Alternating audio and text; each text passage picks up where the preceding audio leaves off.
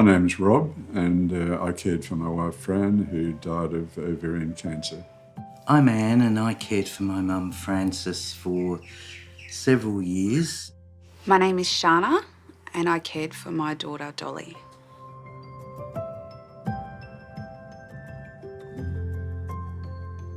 The experience of caring for someone with a life-limiting illness for me was incredibly profound.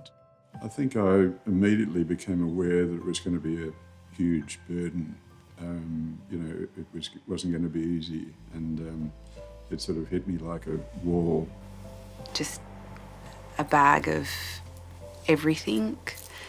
I had a friend explain it to me like a roller coaster ride that as soon as you got off, you wanted to get back on. As a carer, I felt very anxious because the uncertainty laying ahead. I think I felt very alone. I remember a sense of chronic sadness and sorrow, witnessing Mum's decline and the assaults on her dignity. It's hard, and that's okay. And because you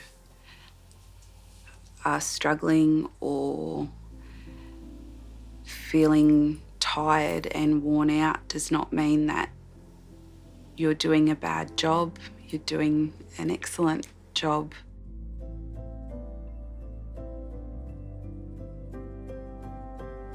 I think I want to start by saying that because of her, I'm a better person. And I think it would be unfair to speak of, I guess, the negative impacts of caring without acknowledging that first. I think the biggest challenge really was learning to be brave in the face of watching someone I loved more than myself suffer. It was really hard. I guess for me, my mum was physically very frail. She had declined significantly in her mobility. The physical burden of having to help her transfer to a commode, help her to wash and toilet, I found that incredibly taxing, both physically and emotionally, because I knew how undermining it was of her dignity. It can be quite confronting at times, and of course I felt I needed to contain some of what I was feeling at those times, and that was tough. It was also very difficult to get the balance right between being positive or optimistic and realistic, because I didn't want to be negative, but I wanted to be realistic.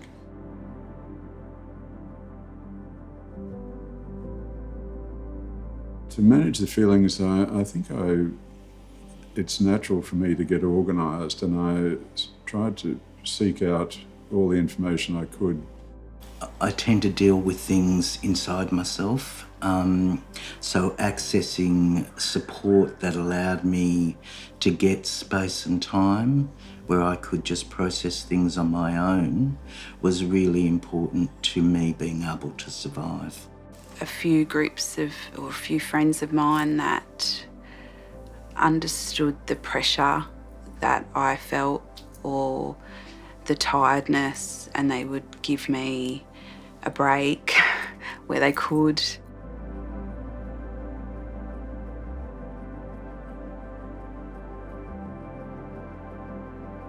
My advice to a carer starting this journey would be to be prepared. Life is going to get crazy, and that's okay. You're going to experience the highest highs and the lowest lows. I think it's really important actually to communicate as well as you can with your the one you're caring for, because if you're both agreeing with what's happening and what you're doing, what they want as well, I think that's critical. And I think it's also very important to have sort of trusted others, friends or family, that you can work with to get through the situation. Think about what brings you comfort and peace. And for each of us, that's different. For me, it was being able to get some space away from the caring situation and from others, just to be able to spend time on my own processing what I was experiencing. Also, it's important to not be afraid to talk to people who want to support you. I found that people do want to be there for you, but often they don't know how to help.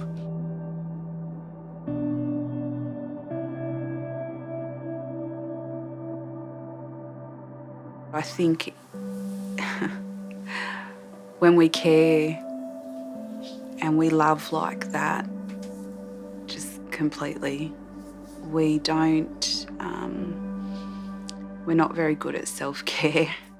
As far as my health went, I think I felt about as stretched as I possibly could be. I coped okay, and I think I found resources within me that, I'd never called on before. I neglected myself in a big way, and it probably even impacted my parenting of my other children. Well, it did. I tried to look after my physical health. It was a battle at times, finding the time, but I knew that if I didn't do that, that wish that she had to stay at home, I wouldn't be able to achieve. I mean, it's a bit like being in an aeroplane where they tell you to take your oxygen mask before you give it to your children, because if you're not doing okay, well, it's very difficult to look after someone else. I kind of at times wished I'd done better, but at caring for me during the process of caring for Dole, because I feel that I could have cared for her better, but there's that guilt. But I think we do the best we can, even for ourselves, and it's that fine line you walk between their needs and yours throughout their life.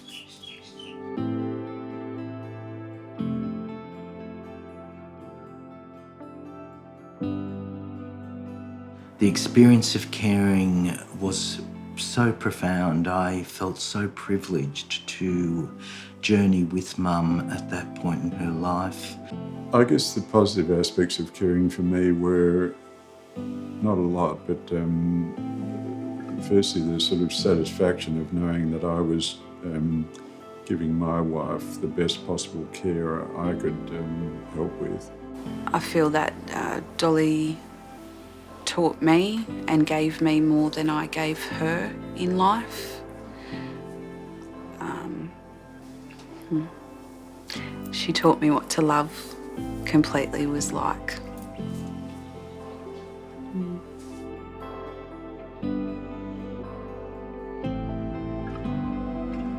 Well, I think the critical thing of everyday challenges of caring is planning, because the more planned you are, the more you're on top of things.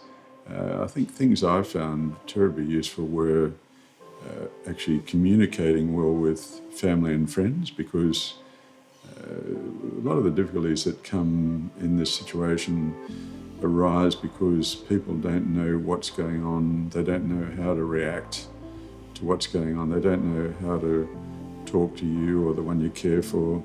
So I felt that communicating where she was at the time was absolutely important. And I know it's hard, it's really hard to get structure in such chaos, but it is doable. Do those little things that are going to make your life function better every day. planning ahead at each step of the journey really made a huge difference to what I could organise when the crisis came, and the crises did come.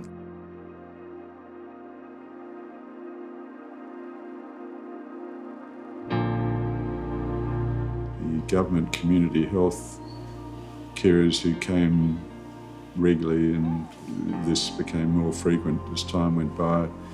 It became daily, and it was a huge support. You know, I couldn't have done without that.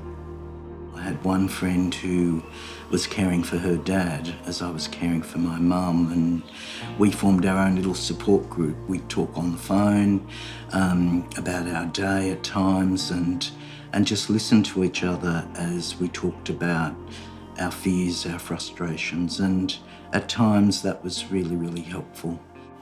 I had friends who had been more of not so involved in my life come to the forefront and wrap around our family. I had my foster mum come in, and she learnt to suction and provide nebulisers to Dolly so that I could go to the shops or just do something for myself. Perhaps the best advice I could give is to take all the advice you can, and from GPs, specialists, oncologists, whoever. It's really important to remember that you're not alone, that there are a lot of services and people out there that will want to help you. Engage with the services that are there to support you through that process. Palliative care is not just about end-of-life care, it's about quality of life. And you are there to advocate for your loved one's quality of life, and they will help you navigate and fight for quality for your loved one.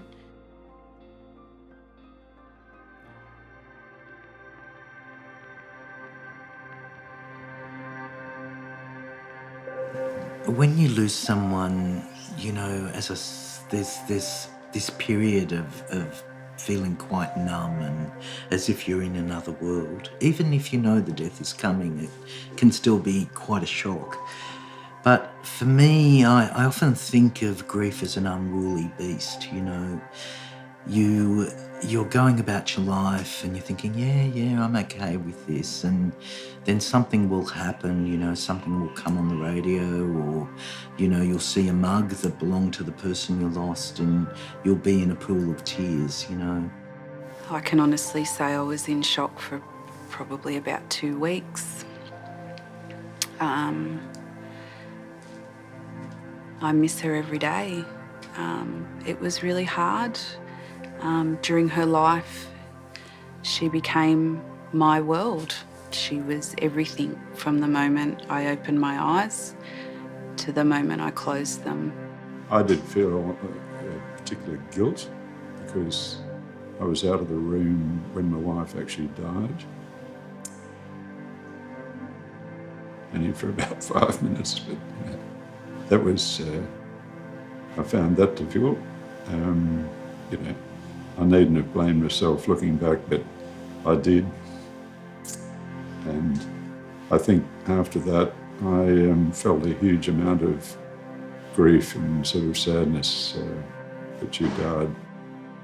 It's hard to reconcile the fact that your world has shifted on its axis when you lose someone really significant in your life, and out there life is going on as if nothing happened. When you're caring for a loved one, you are so stressed and under so much pressure, and you wish that life was different for them and for you, but yet it's the one part of my life I'd go back to from the day she was born. I'd do it again.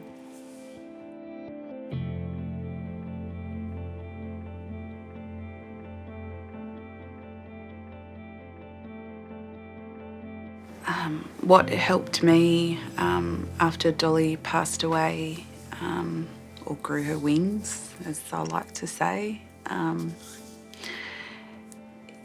is speaking with other bereaved parents, as you know, they have been able to normalise the experience of grief and loss for me, because I'd never lost a child before, so I didn't know, I guess. Suddenly I was sort of facing the fact that I no longer had my wife, who was, you know, very much my life, and so I sort of started planning about, you know, or thinking about what I might do, and I went to St Vincent's Hospital where my wife was treated, and said, is there anything I can do to help? And they signed me up there as a consumer representative in the cancer stream there, and I still work there, and I also thought about doing a master's degree, which I did, specialising in counselling for cancer patients. So I started that, and you know, I've now completed that, and I'm working as a counsellor for cancer patients. My mum would often say to me, you know, I know what you're giving up for me, and I'm so grateful to you. I want you to remember how grateful I am for what you've done for me. Now, you know, that still moves me to tears, but I think it was a real gift from her to me. I incorporate Dolly in everything I do. I wear dragonflies, I wear yellow. I bought a yellow car because it was her favourite colour.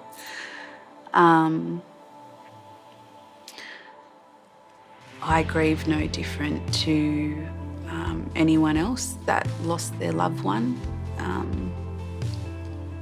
And it's one day at a time.